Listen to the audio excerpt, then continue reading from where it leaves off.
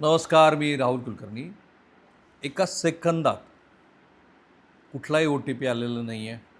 कुणीही तुम्हाला link share केलेली नाही आहे आणि तरीही तुमच्या बँक खात्यातनं तुमचे पैसे असे गायब होऊ शकतात.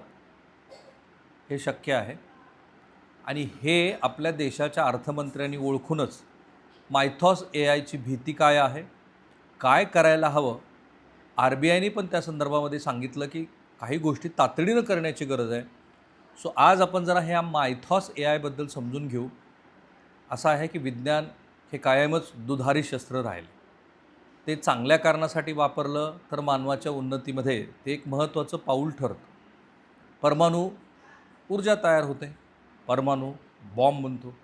तसं AIमुळं इतक्या गोष्टी सोप्या साध्या झाल्यात. अनेक बाबीचा तुम्हाला खूप लवकर अंदाज 99.99% इतक्या अचूकपणे बांधता येऊ शकतो. तेच AI वापरून तुमच्या बँकेत असे पैसे गायब करता येऊ शकतात. सो हे सगळं समजून घ्या. त्यात तुमची काय भूमिका आहे तेही समजून घ्या आणि त्यासाठीच हे चॅनल सबस्क्राईब करा. केलं नसेल तर बेल आयकन दाबा आणि जगभरातल्या मराठी प्रेक्षकांना सांगा की इथे तुम्हाला साध्या सोप्या मराठीमध्ये जगातल्या तांत्रिकपासून ते महाराष्ट्रातल्या छोट्या गावातल्या भूसंपादनाच्या विषयापर्यंतची सगळी माहिती मिळेल. भारत सरकार आणि वित्तमंत्री निर्मला सीतारामन यांनी मायथॉस AIबाबत त्याच्या धोक्याबाबत तातडीची पावलं उचलली आहेत. मायथॉस AI हे अँथ्रोपिक कंपनीचं क्लाउड मायथॉस प्रगत AI मॉडेल आहे. ते सेकंदात सॉफ्टवेअरमधला कमकुवतपणा शोधून banking system, UPI, payment apps इत्यादी हॅक करू शकतं. जगभरातली सरकार, केवळ भारतच नाही किंवा केवळ निर्मला सीतारामनच नाही, तर जगभरातली सरकार आणि अर्थमंत्री चिंतेत आहेत. म्हणून 23 एप्रिल 2026ला एक उच्चस्तरीय बैठक घेण्यात आली. या बैठकीमध्ये वित्तमंत्री निर्मला सीतारामन यांनी बँक प्रमुख, RBI, NPCI, CART in, IBA आणि IT मंत्री अश्विनी वैष्णव यांच्यासोबत ह्या मंडळींना संबोधन केलं. या बैठकीत मायथॉस AIच्या सायबर धोक्याचा आढावा घेण्यात आला. याचा अर्थ हे सोपं, साधं, सरळ नाही आहे.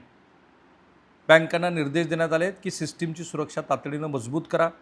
कोणतीही संशयास्पद गतिविधी किंवा हल्ला झाल्यास ताबडतोब CART इनला रिपोर्ट करा. Real time threat intelligence sharing यंत्रणा तयार करा. अँथ्रोपिकशी चर्चा करा. सरकार अँथ्रोपिक कंपनीच्या वरिष्ठ अधिकाऱ्यांच्या संपर्कात आहे. AI governance and economic group त्यांनी AI धोरण मजबूत करण्यासाठी काम सुरू केलं आहे. RBIची भूमिका आहे की जागतिक नियामकाबरोबर चर्चा करायची आणि भारतीय बँकिंग सिस्टीम ज्याच्यात UPI आणि कोअर बँकिंग वगैरे आहे त्याच्या जोखमीचं मूल्यांकन करायचं. सध्या कोणतीही बँक हॅक झालेली नाही, पण सरकार अपेक्षित धरतं आहे की असं होऊ शकतं. मायथॉस AIचा धोका अनप्रेसिडेंटेड म्हणजे अभूतपूर्व अशा कॅटेगरीमध्ये आहे. यासाठी उच्च पातळीवरची सतर्कता, तयारी आणि बँकामधला समन्वय आवश्यक आहे. बँकांनी सांगितलं की आपल्या सिस्टीम, ग्राहक डेटा आणि पैशाचं संरक्षण करण्यासाठी आम्ही तातडीनं पावलं उचलत आहोत. IBAला निर्देश आहेत की real time threat sharing mechanism तयार करा. CARTच्या ह्या एकमेकांच्या संपर्कात असलेल्या यंत्रणा आहेत.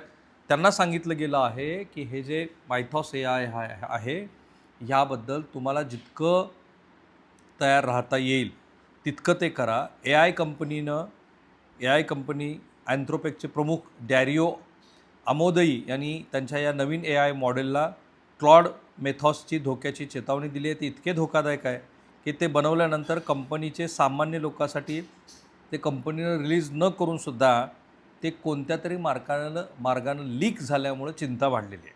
जगभरातील सरकारं मिथॉसमध्ये किंवा मायथॉसमुळे घाबरलेली आहेत. 23 एप्रिलला मग जी यांनी मिटिंग घेतली त्याच्यानंतर भारतात पण त्याची चर्चा सुरू झाली. सो आपण एकदा पुन्हा हे जे मिथॉस किंवा मायथॉस आहे ते नीट समजून घेऊ. ज्याप्रमाणे OpenAI आहे ती कंपनी AI टूल ChatGPT बनवलं आहे, त्याप्रमाणे अँथ्रोपिक कंपनीनं क्लाउड बनवलं आहे. त्याचं काम आहे आपल्या प्रश्नांची उत्तर देणं किंवा कोडिंगसारखी कामं झटपट करून दिलं. असं समजा की जगात कोणत्याही गोष्टीबद्दल डेटा किंवा माहिती उपलब्ध आहे ती या AI टूलमध्ये फीड केली जाते आणि नंतर ते त्याच्या आधारावरती आपली अपेक्षित उत्तरं देतात. जसं मी आता AIच्या मदतीनं थंबनेल बनवणं, टायटल करणं वगैरे असे करणारी लोकं पाहिली आहे. आणि त्याचबरोबर डेटा शेअरिंग, नंबर प्लेट बनवणं, प्रेझेंटेशन तयार करणं, संपूर्ण प्रोग्राम कोडिंग करणं वगैरे असं सगळं बनतं. आता अँथ्रोपिकनं त्यांच्या क्लाउड टूलचंच एक नवीन आणि अत्यंत शक्तिशाली व्हर्जन बनवलं आहे. त्याला क्लाउड मिथॉस किंवा मायथॉस असं नाव दिलं आहे. मिथॉस ज्या कामासाठी सर्वाधिक चर्चेत आहे ते म्हणजे जगभरात वापरल्या जाणाऱ्या सॉफ्टवेअरमधल्या कोणतीही त्रुटी लगेच हे शोधतं. उदाहरणार्थ समजा तुमच्या फोनमध्ये गुगल पेसारखं एखादं पेमेंट ॲप आहे आणि जेव्हा तुम्ही फोनला वायफायशी जोडता तेव्हा पेमेंट होण्यास जास्त वेळ लागतो. आता जर त्याचे कारण त्या ॲपच्या सॉफ्टवेअरमधील एखादी त्रुटी असेल तर ती त्या कंपनीचे इंजिनियर शोधत राहतात. हे कशामुळं घडलं, फोन का जास्त गरम व्हायला लागला, अपडेट सतत ॲपल देतं ते याच कारणासाठी देतं की हे दुरुस्ती तुम्हाला करायची आहेत. परंतु मेथॉस हेच काम, जे अभियंते हे चुका शोधण्याचं महिने लावू शकतात, मेथॉस हेच काम असं करतं असं. पण सामान्यतः समस्या अशी आहे की मिथॉसचा वापर जर त्रुटी सुधारण्याच्या कामात केला तर ती चांगली बाब आहे. पण जर ते एखाद्या हॅकरच्या हातात पडलं तर मिथॉस सॉफ्टवेअरमधील त्याच त्रुटीचा वापर करून ते कोणालाही नुकसान पोचवू शकतं. आत्तापर्यंतचं मिथॉस हे जगातलं सर्वाधिक शक्तिशाली असं AI टूल मानलं जाते. ते का? नंबर 1, जेव्हा एखादं AI टूल एखाद्या सॉफ्टवेअरमध्ये घुसून स्वतःची एखादी त्रुटी शोधतं तर स्वतः शोधतं आणि तिच्या मदतीनं संपूर्ण सॉफ्टवेअरवरती नियंत्रण मिळवतं, तेव्हा त्याला ॲटोनॉमस एक्सप्लाइंट डेव्हलपमेंट असं म्हणतात. नंबर 2, क्लाउडच्या जुन्या मॉडेल ऑपॉस 4.6नं अनेक वेळा वेब ब्राउझर मोझिलाच्या सॉफ्टवेअरमध्ये घुसून अनेक वेळा एक्सप्लॉइट डेव्हलपमेंट करून सॉफ्टवेअरवर नियंत्रण मिळवण्याचा प्रयत्न केला आहे, परंतु ते केवळ 2च वेळेला यशस्वी झाले आहेत. जेव्हा मेथॉसवरती ही चाचणी घेण्यात आली तेव्हा त्यानं 181 वेळेला मोझोलीमधल्या एक्सप्लाइट डेव्हलपमेंट केलं आणि 29 वेळा त्याहूनही एक पाऊल पुढं टाकून कम्प्युटरच्या CPU वरती पण नियंत्रण मिळवलं. सो हे मेथॉस AI जे आहे ते इतकं डेंजरस आहे की ते एखादी बुद्धी स्वतःच्या पद्धतीनं वापरून एखाद्या हॅकरच्या हातात पडलं की त्याच्यातनं कितीही पद्धतीनं कोणालाही नुकसान पोचू शकतं. या प्रयोगाला अँथ्रोपिकनं मेथॉस प्रिव्ह्यू असं नाव दिलं. अँथ्रोपिकच्या अभियंत्याने मेथॉस प्रिव्ह्यूला सांगितलं की रात्रीत असा रिमोट कोड शोधा की तो दूर बसूनही कोणतेही संगणक कम्प्युटर नियंत्रित करेल.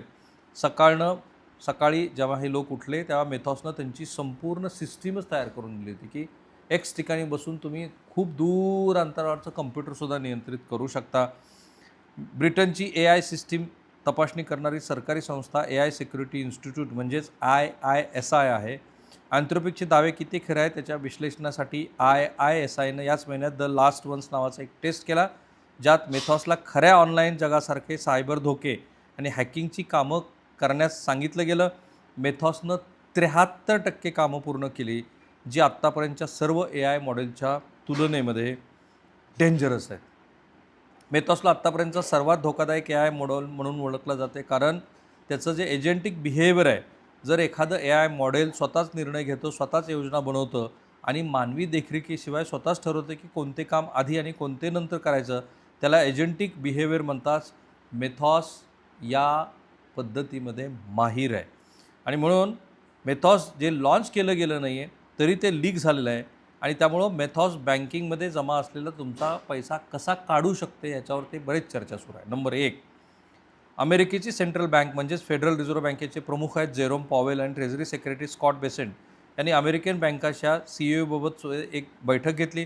त्यामध्ये मेथॉसमुळे निर्माण होणाऱ्या सायबर सुरक्षा धोक्यावरती चर्चा करण्यात आली. निर्मला सीतारामन यांनी पण बैठक घेतली.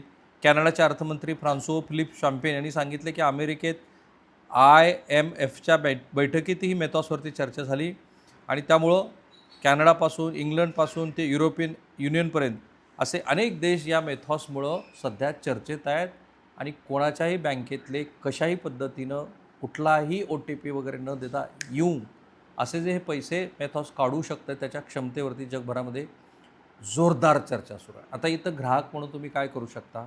काहीच नाही, कारण हे सगळं बँकेच्या पातळीवरती सुरू आहे.